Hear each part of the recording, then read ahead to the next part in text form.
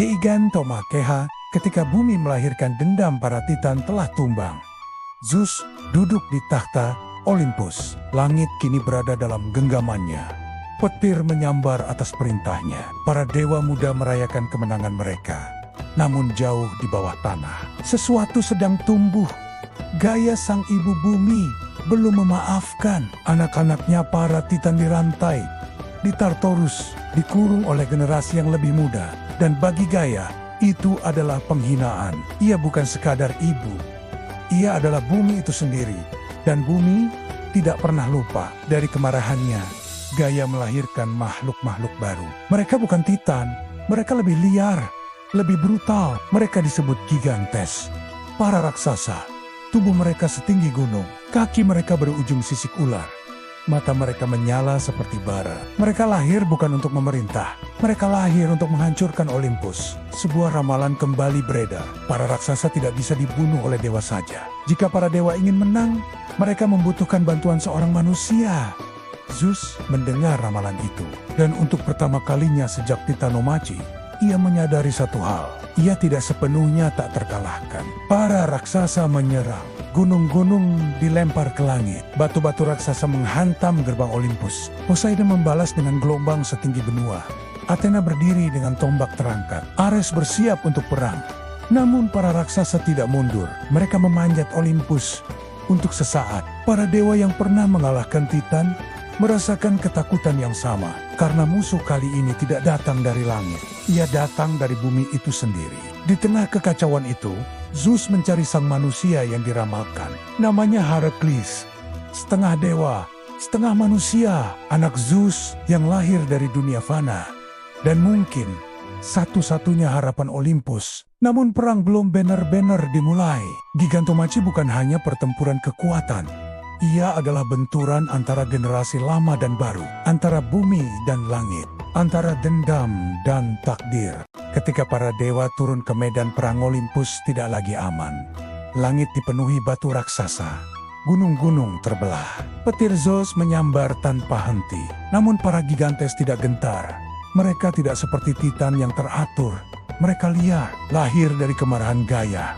Dan kemarahan itu membuat mereka tak kenal takut. Zeus turun lebih dulu. Petir di tangannya membelah awan dan menghantam Porphyrion, pemimpin para raksasa. Tubuh raksasa itu terbakar, namun ia tidak jatuh. Untuk sesaat, bahkan ratu para dewa terancam. Namun Zeus menghantamnya sekali lagi. Dan saat raksasa itu melemah, sebuah panah melesat. Herakles, setengah dewa, setengah manusia, panahnya menembus jantung Porphyrion. Ramalan itu benar. Dewa tidak bisa membunuh mereka sendirian. Tetapi bersama manusia, para raksasa bisa tumbang. Di sisi lain medan perang, Athena menghadapi Enceladus. Raksasa itu mencoba menjatuhkannya dengan batu sebesar pulau. Namun Athena bukan sekadar dewi kebijaksanaan. Ia adalah strategi hidup. Dengan satu gerakan cepat, ia menjatuhkan Enceladus dan menguburnya di bawah sebuah pulau besar. Konon, getaran gunung berapi adalah jeritannya yang masih terperangkap di bawah tanah.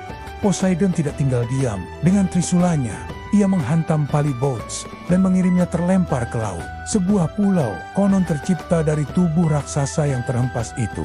Ares bertarung dengan pedang terhunus. Apollo menembakkan panah cahaya. Artemis bergerak seperti bayangan di antara kehancuran. Olympus berubah menjadi medan perang penuh api dan debu. Namun Gaia belum menyerah. Ia menyaksikan anak-anak barunya satu persatu tumbang, dan setiap raksasa yang jatuh membuat bumi bergetar lebih keras. Karena ini bukan sekadar perang kekuatan, ini adalah perang eksistensi. Jika para raksasa menang, Olympus akan runtuh, langit akan jatuh ke bumi. Jika para dewa menang, Gaia harus menerima bahwa zamannya telah berlalu. Herakles terus bergerak. Setiap raksasa yang dilemahkan dewa, ia yang mengakhiri. Ia bukan yang terkuat, namun ia adalah penentu. Dan disitulah ironi terbesar. Para dewa, makhluk abadi, membutuhkan manusia fana untuk menyelamatkan diri mereka. Akhirnya, satu demi satu para Gigantes tumbang. Porphyrion jatuh, Enceladus terkubur, Polybotes tenggelam, Olympus berdiri. Meski retak dan terbakar, Gigantomachie hampir berakhir.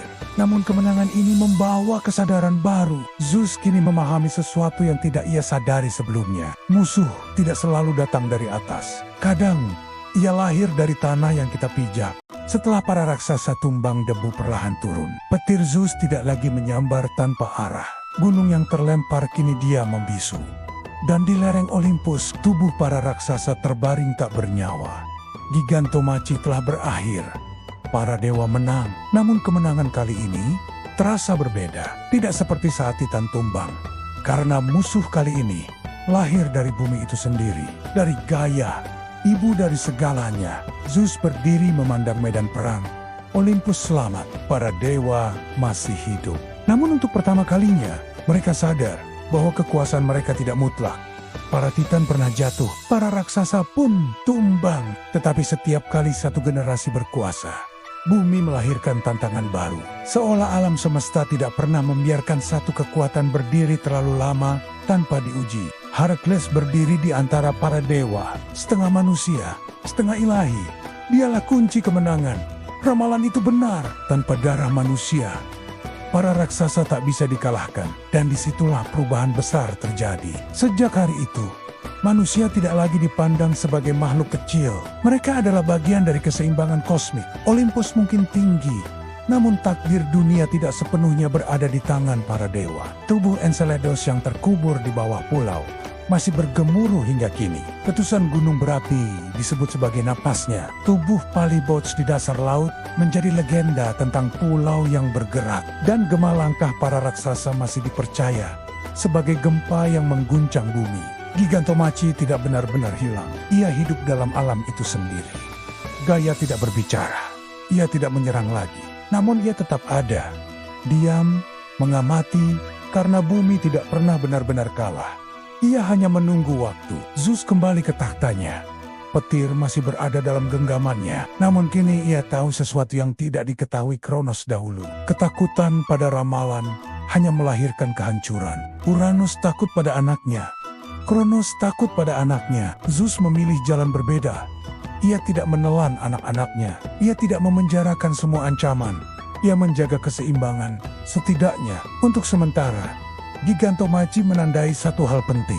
Setelah perang ini, tidak ada lagi makhluk purba yang mampu menantang Olympus secara terbuka. Zaman kekacauan telah berakhir.